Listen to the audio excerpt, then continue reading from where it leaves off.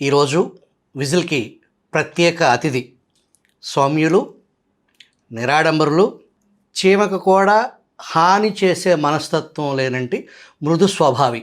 కానీ గడచిన 5 ఏళ్ల జగన్మోహన్ రెడ్డి పాలనలో ఏకంగా ఆయన్ని ఒక హత్య కేసులో ఇరికించి జైలుకు పంపించిన పరిస్థితి. ప్రస్తుతం మచిలీపట్నం నుంచి శాసనసభ్యులుగా, రాష్ట్ర మంత్రివర్యులుగా 2 శాఖలు, ఒకటి అబ్కారీ శాఖ, 2 మైనింగ్ శాఖ, 2 అతి ముఖ్యమైన మైనింగ్ అండ్ ఎక్సైజ్ నిర్వహిస్తున్నటువంటి మినిస్టర్ కొల్లు రవీంద్ర గారితో నేడు ముఖాముఖి. నమస్కారం అండి. నమస్కారం అండి. మీరు ఫస్ట్ టైం గెలిచినప్పుడు మంత్రి అయ్యారు, మధ్యలో పార్టీ ఓడిపోయింది, మీరు ఓడిపోయారు. మళ్ళీ అధికారంలోకి వచ్చిన పార్టీ, మీరు గెలిచారు. రెండోసారి మీకు మంత్రి, అది కూడా తీవ్రమైన ఆరోపణలు వచ్చే, దాంట్లో ఏమన్నా చేసినా చేయకపోయినా ఆరోపణలు వచ్చే 2 ప్రమాదకరమైన శాఖలు మైనింగ్, ఎక్సైజ్.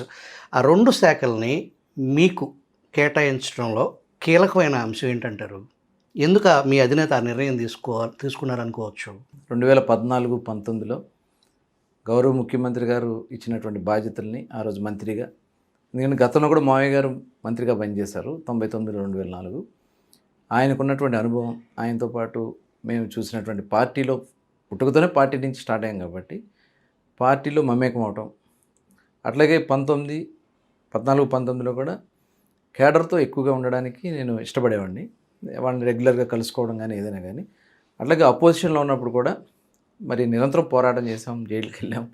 అలాగే బాబు గారు కూడా అతి కీలకమైనటువంటి బలహీన వర్గాల్ని పార్టీకి చేరువుగా తీసుకొచ్చే దానికోసం ఆ విభాగాన్ని అప్పచెప్పడం. దానివల్ల రాష్ట్ర వ్యాప్తంగా కూడా పార్టీ సఫరర్స్ తెలుసు, ఎవరు ఇబ్బందులు పడ్డారో తెలుసు. దీని మీద నేను ఎమ్మెల్యే గెలిచిన తర్వాత, ఎందుకంటే ముఖ్యంగా మైనింగ్లో, లిక్కర్లో ఎక్కువగా పార్టీ నాయకులను, కార్యకర్తలు నష్టపరిచారు. ప్లస్ అది కొద్దిగా కీలకమైనటువంటి ఇబ్బందికరమైనటువంటి పరిస్థితులను గతంలో క్రియేట్ చేశారు. కాబట్టి దాన్ని సక్రమంగా నడిపించడం కోసం గత అనుభవాల్ని దృష్టిలో పెట్టుకుని బాబు గారు అవకాశం ఇచ్చారని చెప్పి నేను భావిస్తూ ఉన్నాను. అదే రకంగా పార్టీకి కానీ ప్రభుత్వానికి కానీ మరి ఎక్కడ కూడా ఇబ్బంది రాకుండా నడుచుకునే విధంగా సాయశక్తిలో నా వంతు నేను ప్రయత్నం చేస్తాను.